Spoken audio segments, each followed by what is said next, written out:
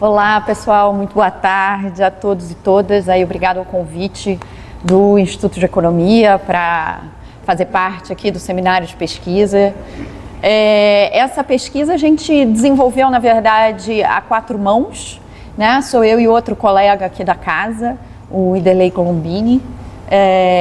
Também acaba envolvendo direta ou indiretamente um rol de outras pessoas com os quais a gente dialoga também de maneira muito próxima dentro do Lab China, que é esse nosso laboratório de estudos em economia política da China, e que quer se perguntar algo bastante simples a priori, mas vocês vão ver como isso vai tangenciando uma sequência de debates paralelos, né, a respeito de transformações recentes na China, que são, afinal de contas, como está se constituindo a nova classe trabalhadora chinesa, né? Como é que a gente pode caracterizar dentro de um arcabouço tanto que vai pegar emprestado tanto elementos conceituais da sociologia política quanto da economia política crítica marxiana e revendo dados de mercado de trabalho dentro da China, quais são as transformações aí mais impactantes e mais impressionantes que a gente tem, que a gente pode observar nos últimos 35, 40 anos e, afinal de contas, como se constitui, quais são as características primordiais e determinantes hoje. Já vou falar um pouquinho, né, do que a gente está querendo dizer com constituição dessa classe trabalhadora chinesa aí nos anos mais recentes.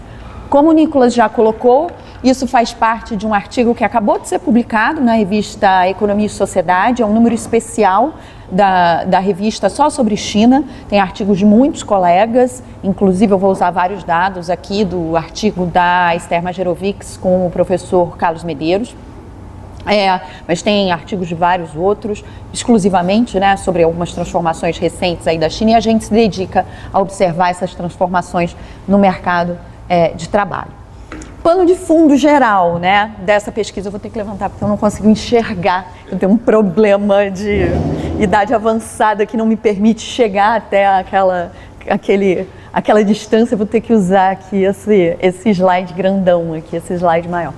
O pano de fundo aqui para a nossa pesquisa e para a nossa investigação, né, é que depois de décadas como chão de fábrica, conhecida por exportar produtos baratos mundo afora, por ser baseada basicamente em mão de obra barata, em acelerada degradação ambiental, acelerada destruição ambiental, os salários começaram a subir de maneira consistente na China. Isso é irrefutável, isso qualquer economista heterodoxo, ortodoxo, qualquer base de dados, você pode olhar isso do ponto de vista mais funcional, da fatia dos salários dentro dessa economia, você pode olhar isso de uma forma mais, né, distribuição por segmentos e por setores, mas isso é geral, a gente vai olhar um pouquinho os dados daqui a pouco, né? Mas os salários sobem de maneira mais ou menos continuada, com variações, ritmos diferentes, enfim, com enormes particularidades, mas sobem dos últimos 15, 20 anos no país. Além disso, a partir de 2010, começa um movimento de saída de algumas firmas multinacionais ou firmas chinesas que começam gradualmente a sair da China e se instalar em outros países de mão de obra mais barata, mais intensiva em trabalho. Eu estou falando de um deslocamento, uma saída da China que é anterior a Trump, não tem nada a ver com a guerra comercial americana, não é disso que a gente está tratando, é saída por conta de salários altos na China, por conta de aumento do custo de mão de obra, e eles passam então a procurar, né, locais mais baratos, seja na Índia, Bangladesh, Vietnã, Tailândia, Filipinas, mais e mais, de vez em quando a gente pega uma roupa, olha, tá lá made in Vietnã, né? Você pega um sapato, começa a aparecer made in Bangladesh, né? Você começa a ver que antes era praticamente 100% de brinquedos e roupas e sapatos feitos na China, e agora você começa a ver que você tem uma variação nisso daí. Isso inaugura um debate dentro da literatura, liderado pela literatura ortodoxa, e muito comum na The Economist, muito comum no The Guardian, muito comum no New York Times, sobre uma possível escassez de mão de obra na China, né? Que é quase uma observação hilária, né? Você falar de escassez, de falta de trabalho em qualquer lugar do capitalismo já é um tanto irônico. No caso da China, a gente está falando de 1,2 bilhão de pessoas, Com uma população rural extraordinária, uma população informal tremenda. Se falar de escassez de trabalho é tremendo, né? Mas efetivamente se proliferam os estudos buscando identificar um componente demográfico nessa transformação, nesse aumento do custo de mão de obra, com diminuição rápida, né, por conta da política de filho único, que vigorou durante décadas, um envelhecimento rápido e prematuro dessa população, e com isso um processo migratório também acelerado das zonas rurais para as cidades, que, portanto, teria levado a um Lewis Turning Point, né? Uma ideia de que agora haveria um aumento natural dos salários por conta do esgotamento. Para quem fez desenvolvimento, a ideia do Lewis Turning Point é muito familiar, de que teria havido, então, um esgotamento dessa reserva de mão de obra, dessa oferta ilimitada de mão de obra, e por isso os salários teriam começado a subir nas zonas urbanas. Efetivamente, aqui estão os dados, né, em que a gente vai ver de 92 até mais ou menos 2010 uma queda constante, praticamente, da fatia dos salários no PIB, em preços correntes. Aqui eu peguei o gráfico do Medeiros e da Esther Majerovics, né, você vai vendo e depois uma reversão, esse fenômeno que eu estou falando de aumento dos salários na renda nacional, aqui estabiliza, mais ou menos aqui depois de 2016, 2017, por alguns motivos que a gente vai falar depois. Em termos comparativos, quando a gente olha, isso aí tudo é pano de fundo, contexto do que é o nosso start para a pesquisa, né? O nosso ponto de saída para a pesquisa, né? Em termos comparativos, quando eu olho o que está acontecendo com os salários da China versus Filipinas, Malásia, Vietnã, Tailândia, né? Eu vejo que tem um deslocamento, né? Realmente, aliás, os salários na manufatura na China vão apresentar 2, 3 vezes mais de outros países asiáticos, né? Levando a esse processo mais ou menos perceptível já no mercado de consumo de aumento de outras bases produtivas para além da China. Também quando a gente compara com os países da OCDE, aqui está em relação aos Estados Unidos, a gente percebe, né, esse gap diminuindo, né, o que era então uma distância de 27 vezes dos salários chineses em relação aos americanos, em 2001 vai se reduzindo ao longo do tempo, em 2021 chega, ainda é uma distância importante, mas se reduz para 3,5 vezes. Né? Então, mas ao contrário da literatura neoclássica de base mais ortodoxa, os heterodoxos vêm desenvolvendo interpretações muito diferentes sobre o que está causando esse aumento dos salários dentro do país, tá certo? Isso é uma literatura que a gente discute, que a gente revê no artigo, não é ainda a nossa pergunta de pesquisa, mas a gente está revendo e dialogando com esses colegas, né? E aí, a literatura heterodoxa vai apontar que, olha só, não, os salários não são um fenômeno natural de oferta e demanda, e muito menos não representam um esgotamento do exército industrial de reserva, uma falta, uma escassez de trabalho na China, mas tem sido reflexo de uma intensa luta de classes no país, que se mostra mais acentuada em 2010, quando a gente tem as grandes greves, os episódios das grandes greves, com enormes mobilizações no país, mas não só, que vem de mobilizações no campo, né, no final da década de 2000, em que você tem assim, um camponês incendiário na China, né, queimando a sede do Partido Comunista no país. Há mobilizações variadas que vão mudando de forma ao longo do tempo no país, né? A gente tem o Cassiano fazendo pesquisa do mestrado dele exclusivamente sobre isso, sobre essas transformações nas formas de mobilização da classe trabalhadora na China, né? Então a gente sabe, isso é amplamente documentado na literatura, né, que a luta dessa classe trabalhadora leva a uma série de ganhos salariais e de regulamentação dessa jornada de trabalho, né? Inclusive com melhoras para o trabalhador migrante sem registro de moradia na cidade.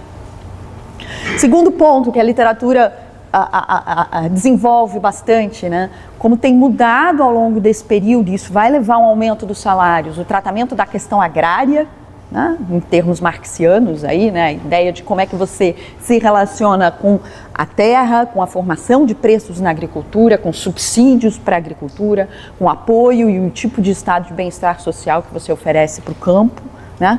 E aí a Esther Majerovics, por exemplo, faz esse diálogo com o Arthur Lewis, retoma o modelo do Lewis, mas ao invés de usá-lo a partir da ideia de um Lewis turning point e de um suposto esgotamento de uma força um exército industrial de reserva, ela vai falar que essa mudança no tratamento da questão agrária aumentou a remuneração que se consegue nas zonas rurais. Com isso, né, aumenta ali o mínimo necessário para que esse cara migre para as cidades, pressionando, portanto, os salários nas zonas urbanas, né? Esse é um argumento que o Medeiros sempre fez, né? Ele fala, olha só, o que está acontecendo nas cidades, em estruturas subdesenvolvidas com uma enorme proporção de população rural, a determinação salarial nas zonas urbanas guarda um laço muito importante com a remuneração que se consegue no campo, né? Com a remuneração que se consegue no campo. Então, esse processo de aumento da remuneração no campo, por sua vez, gerou na China, isso é muito claro, é muito, muito translúcido, né? Gera na China um processo que pressiona os salários nas zonas urbanas também para cima. Então, esse tratamento, em geral, da questão agrária, numa forma multifacetada, né, do ponto de vista da estrutura da terra, da estrutura de incentivos para esse camponês, dos subsídios que se dá para esse camponês, do tipo de estado de bem-estar social que se tem ali, daí vai. E o terceiro ponto, que eu desenvolvo com o Houthi num outro artigo, são as transformações no próprio regime de acumulação, né? Quando a China vai transitando, né, de um regime de acumulação muito centrado em investimentos, em ativos fixos, muito centrado com uma parcela importante ali das exportações na composição desse PIB, e vai transitando desse regime que a gente vai chamar de low road, né, muito centrado em salários baixos e elevada degradação ambiental, e vai transitando para um regime de acumulação mais centrado em investimentos e inovação, né, inovação tecnológica. Então, essa mudança no regime de acumulação vai também implicar uma mudança extraordinária no perfil do mercado de trabalho, a gente vai ver os dados daqui a pouco, e com isso passa a pressionar os salários, sobretudo do setor formal, de várias formas, tá? Então, nesse sentido, a gente corrobora, o nosso artigo corrobora o argumento desse conjunto de autores neoclássicos que estavam publicando antes da gente, que vão dizer que o argumento da escassez de trabalho na China é absurdo, não tem, é quase cômico, não tem sentido nenhum. Em termos marxianos, o exército industrial de reserva é maior do que jamais fora na China. Depois a gente vai ver um pouquinho, né, ele vai crescendo conforme vai aumentando também o processo de informalidade no país, tá? Nesse sentido, ao mesmo tempo, no entanto, e aí vem a nossa motivação para esse artigo, né? Ao mesmo tempo em que a gente estava observando toda essa discussão sobre, e coletando as evidências, né, de aumento sustentado dos salários na China, a gente também acompanhava todo um debate na sociologia política e na sociologia econômica de aumento extraordinário na uberização chinesa, né? Nesses trabalhadores de plataforma, nessa economia informal, num crescimento muito acelerado da informalidade no país. Qualquer coletânea que você pegue hoje sobre uberização, sobre precarização do trabalho, vai ter um estudo de caso sobre China, assim, obrigatório, né? Meio que para o estado da arte desse processo de precarização via informalidade de serviços de baixa qualificação e precarização. Então a gente estava observando dois fenômenos ali, né? Acompanhando essa literatura ali e observando essas duas coisas. De um lado, você está falando que tem um aumento sustentado dos salários e isso está sendo corroborado pelos números. Do outro, você tem um processo contínuo, que a literatura está aí também abundante, né, de informalidade, precarização, todo esse debate da uberização absolutamente central na China. Então, como é que a gente compõe essa história, né? E aí, a partir disso, vão surgindo as nossas perguntas de pesquisa. Então, a gente sabe que tem uma enorme fatia de trabalhadores por plataformas na China, isso é muito documentado, é muito noticiado, inclusive,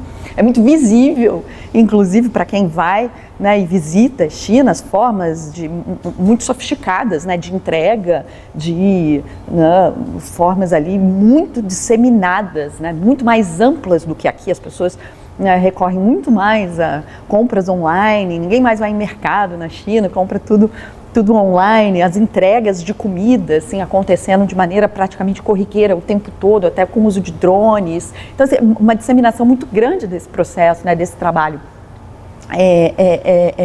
por plataformas, né? E mais também em segmentos mais qualificados da mão de obra, que a gente vai vendo ali os engenheiros vendendo seus serviços por plataforma, né? Mais e mais eu escuto alunos que falam, professor, eu não peguei, eu sempre indico, me falam, você quer estudar chinês? Quem te indica? Eu indico a minha professora aqui no Brasil. E aí falam, professora, ela é muito cara. Eu consegui, por uma plataforma, uma professora chinesa que cobra, sei lá, metade dela e tal, e me dá aula online e não sei o quê. Então você tem essa profusão de serviços que hoje você contrata por plataforma, de tudo que você quiser, né? De chineses ali à disposição, vendendo essa força de trabalho. Então isso é muito disseminado.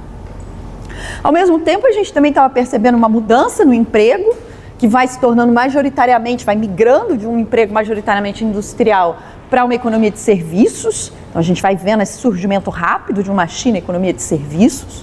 A gente também observa um desemprego muito elevado entre jovens no país, uma taxa que em alguns momentos até o governo chinês para de divulgar, porque fica politicamente sensível, acima de 20 e tantos % de desemprego entre jovens qualificados, inclusive. E aí a gente vai se perguntando, peraí, quais são essas transformações em curso nessas formas de precarização pelo trabalho na China? E aí a gente, né, formula o nosso ponto de partida, como é que mudaram as formas de constituição, exploração e subjetivação da classe trabalhadora urbana. A gente está olhando exclusivamente para a classe trabalhadora urbana, a gente tem dados mais fáceis, inclusive em relação a isso, e tem particularidades na China que tornam a discussão sobre o universo rural também, que necessitam de camadas outras ali, a gente preferiu olhar só para o urbano. E aí a gente faz uma revisão tanto conceitual, de um conceito muito usado também pelos economistas políticos chineses, que é a semiproletarização da China, que eu já vou entrar nela, e as formas como a precarização tem acontecido dentro do país, e atualizamos as bases de dados de mercado de trabalho com base em outros trabalhos prévios, de Roseli, Xia e outras, seguindo a metodologia deles, a gente atualiza essas bases. Eu já vou mostrar para vocês o que a gente descobriu, né? Onde é que a gente chega, né? Bom, do ponto de vista conceitual, então, existe uma categoria que caracterizou a constituição da classe trabalhadora chinesa, de uma perspectiva da economia política, mais marxiana e mais crítica, que é o conceito do semiproletariado.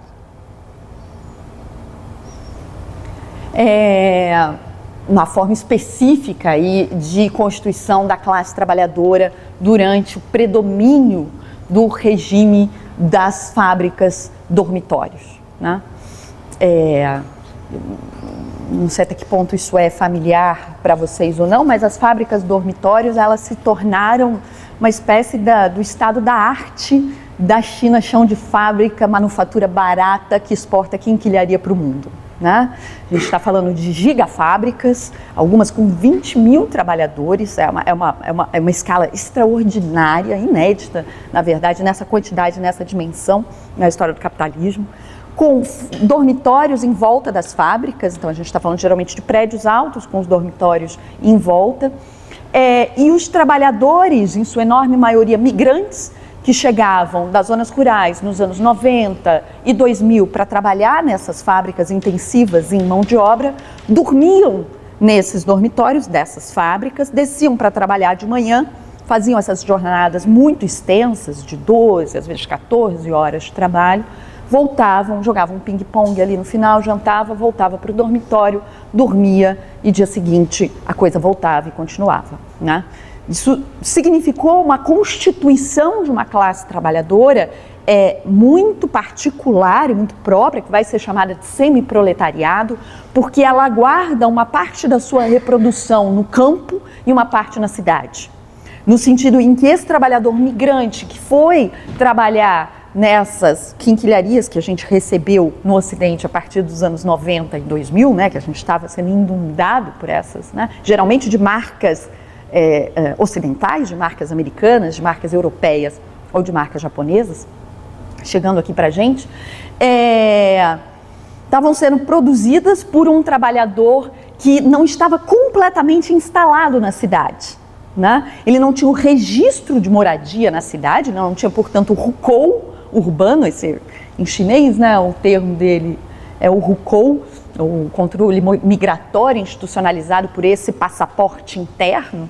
Então ele não tinha o registro de moradia, não tinha o hukou urbano, era oficialmente então um morador das zonas rurais, não conseguia trazer seus filhos para as cidades, porque esse filho não tinha o registro para ir numa escola daquela cidade, não conseguia trazer os idosos, porque não tinha acesso ao tratamento de saúde daquela cidade, né? Todo digamos assim, a rede de acesso a bens públicos dele, inclusive, estava na cidade de origem dele. Então, se ele ficasse doente, se ele tivesse um acidente de trabalho, por exemplo, automaticamente o que ele fazia? Ele não tinha acesso a nenhum tipo de benefício e direito trabalhista, então, automaticamente, o que ele fazia? Voltava para a sua terra de origem.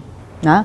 Então, isso vai ser caracterizado como meio camponês, meio operário, né? Por isso essa ideia da semi-proletarização, uma proletarização incompleta, né? Porque esse trabalhador migra, mantém um pé na cidade, mantém um pé no campo, inclusive a sua remuneração, o Rauti vai escrever isso de maneira muito determinística, como um economista político, assim, para mim é muito importante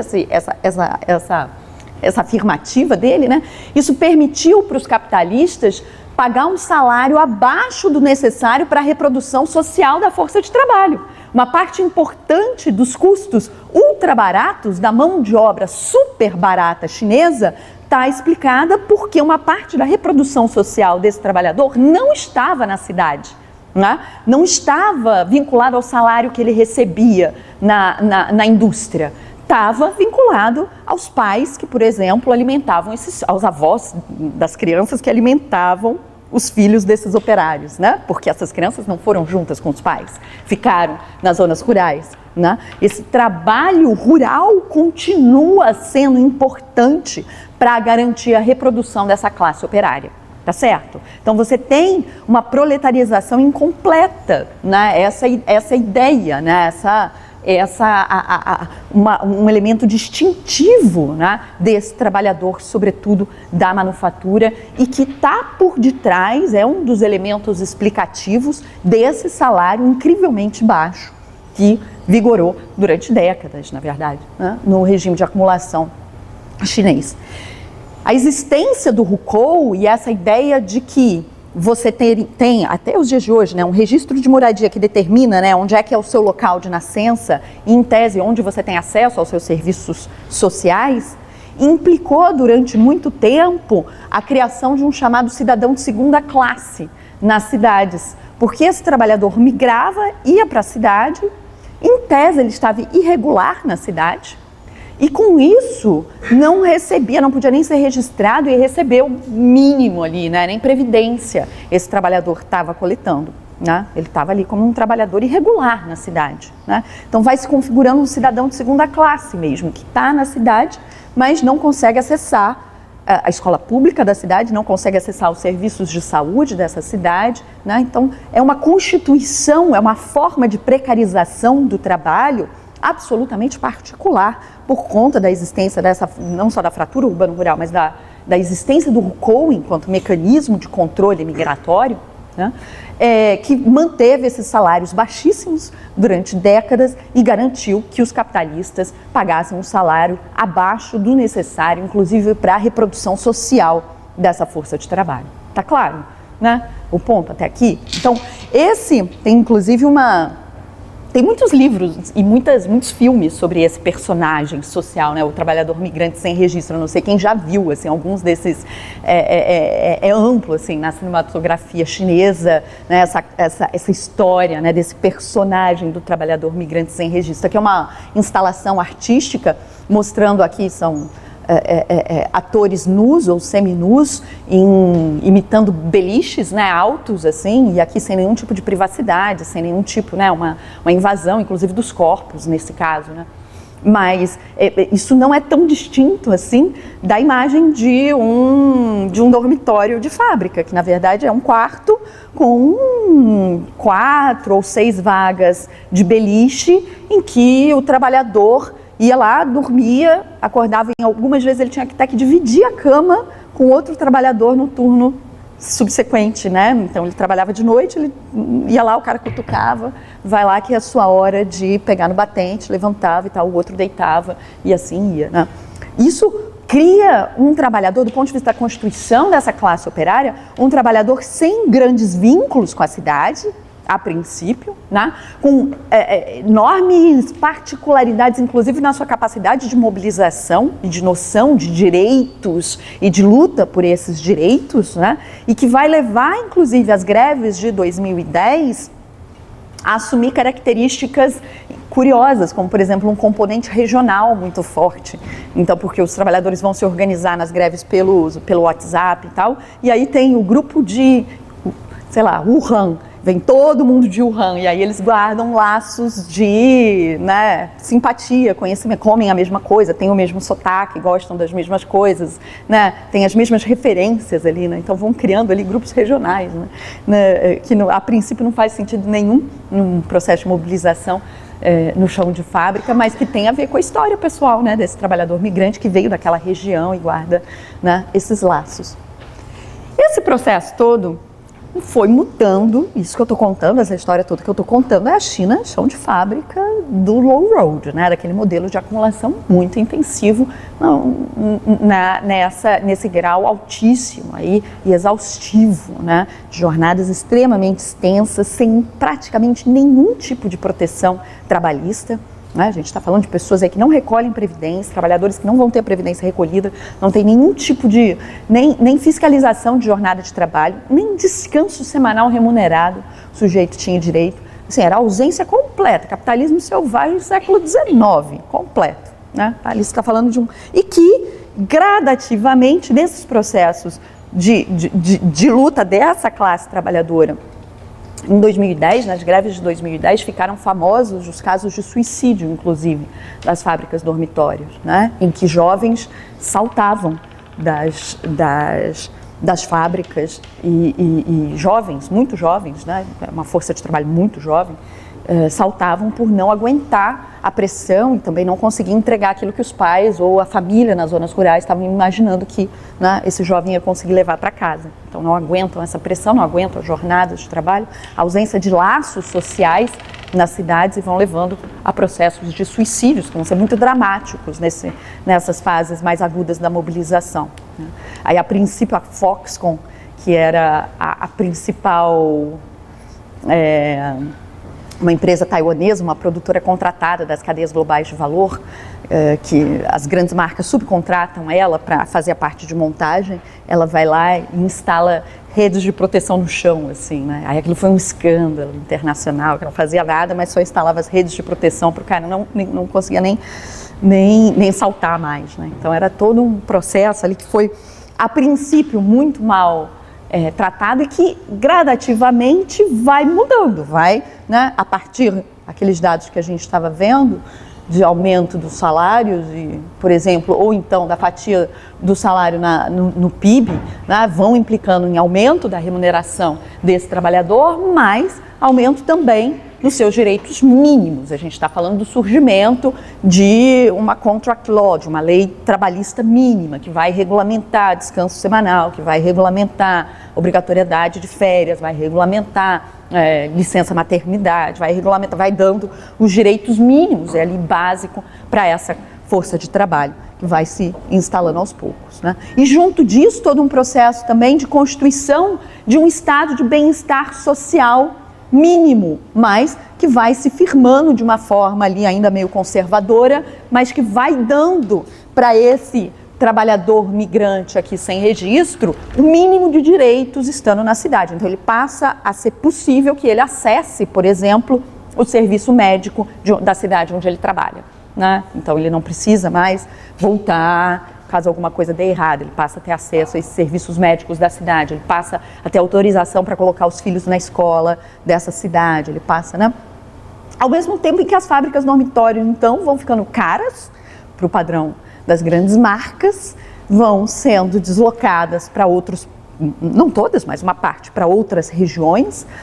Em outros casos, em muitos casos, elas migram para o interior da China, essas grandes fábricas, onde o custo de trabalho é menor também, e que diminui a necessidade do dormitório, porque aí você está falando em cidades menores, em que a pessoa mora já mais perto e tal, e aí, né? E essa figura tão importante para a gente, né, durante décadas, que é o semiproletariado e o trabalhador migrante sem registro, vai perdendo força conceitual ou relevância conceitual para a gente pensar o mercado de trabalho na China, né?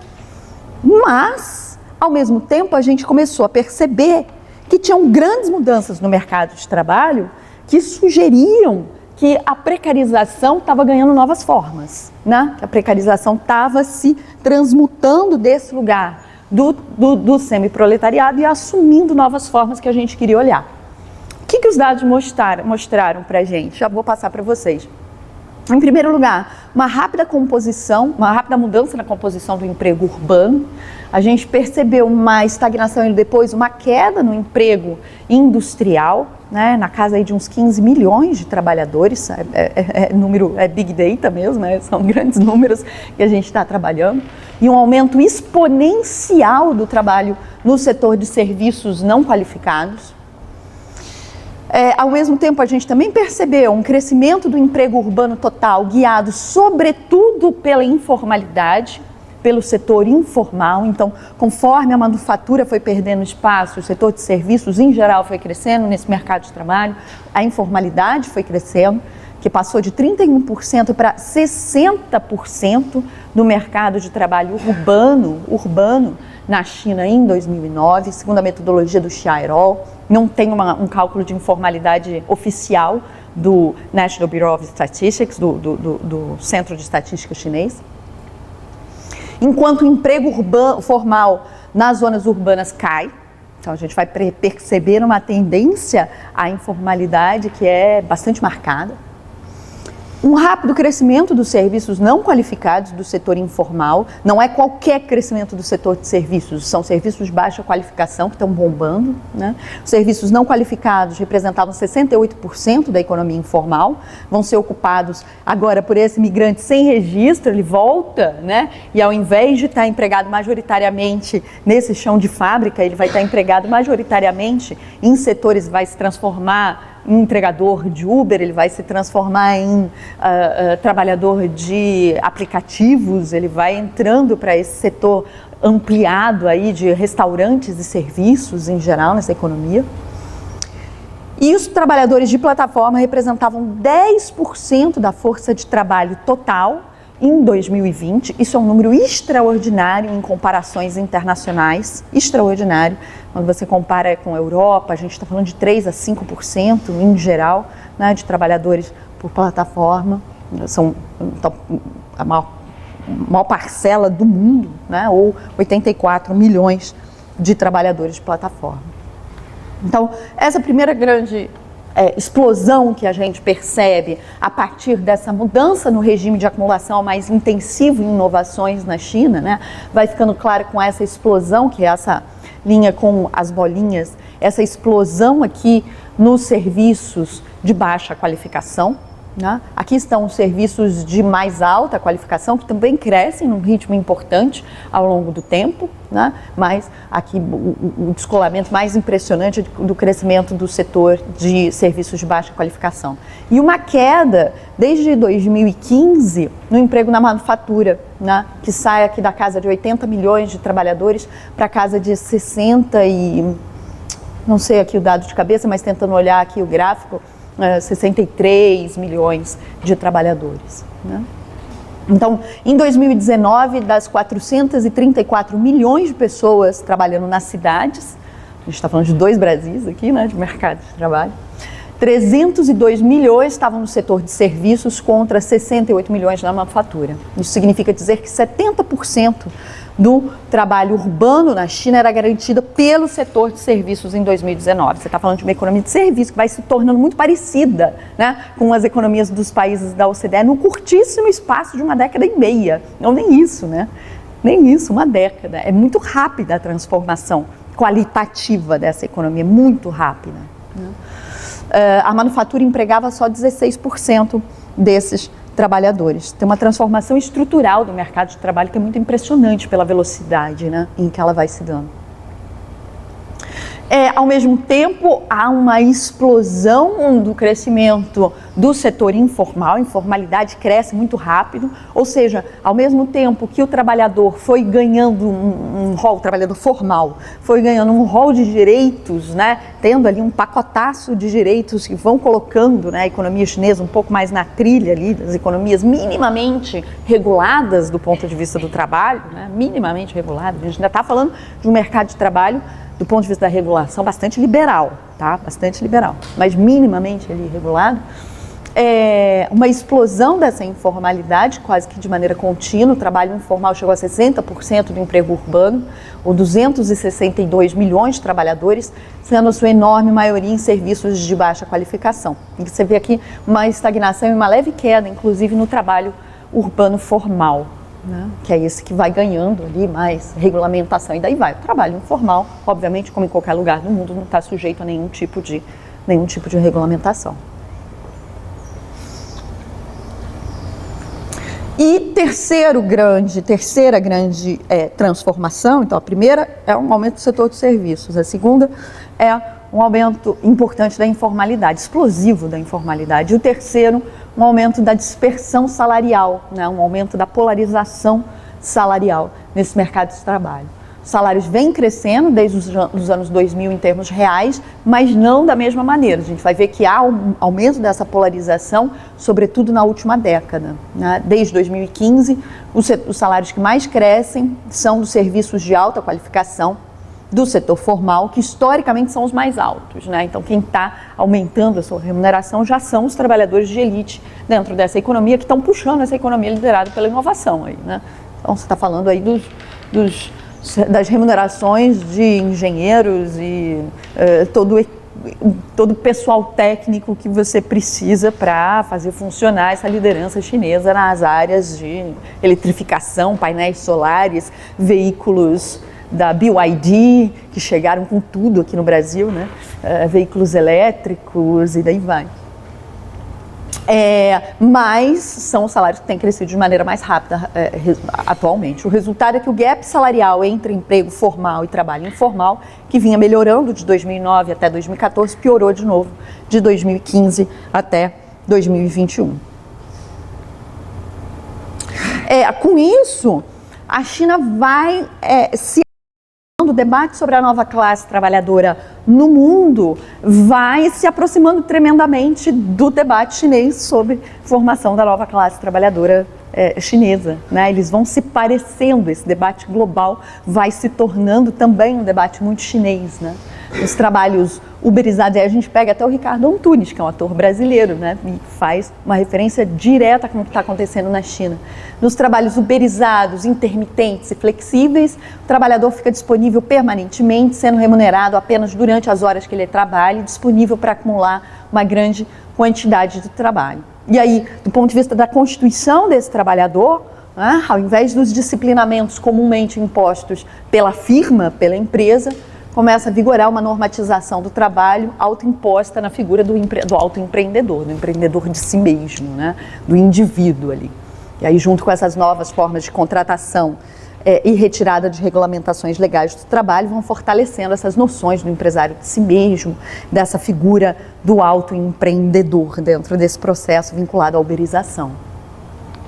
E aí, para amarrar essa nova classe trabalhadora chinesa, que vem com essa transformação no mercado de trabalho que a gente viu, o crescimento da informalidade de serviços, que muda a forma predominante do trabalho precário na China, as novas formas concretas de subsunção e constituição do exército industrial de reserva vão aproximar muito o mercado de trabalho da China dos demais países neoliberais, né? É o que eu sempre falo em sala de aula assim, para os meus alunos. A China ela é um estado da arte do ponto de vista da existência de um capitalismo de Estado, ou um capitalismo regulado do ponto de vista da produção, né? Quando a gente pensa em participação do Estado, ela é definitiva para fazer política industrial, para fazer controle de capitais e controles macroeconômicos em geral, para planejamento de curto, médio, longo prazo, né? Para política de ciência e tecnologia, para um sistema nacional de inovação absolutamente robusto e massivo, né? A gente tem efetivamente um modelo de desenvolvimento que é alternativo ao neoliberalismo, né, que apresenta uma alternativa concreta ao neoliberalismo enquanto variante e forma de operação do capitalismo. No entanto, quando a gente olha para a classe trabalhadora, você observa um estado da arte do capitalismo neoliberal, né? Seja durante as formas de predomínio da semiproletarização, que em larga medida se esgotou por uma série de motivos, né? Seja agora do ponto de vista da precarização e da informalidade dessa nova classe trabalhadora,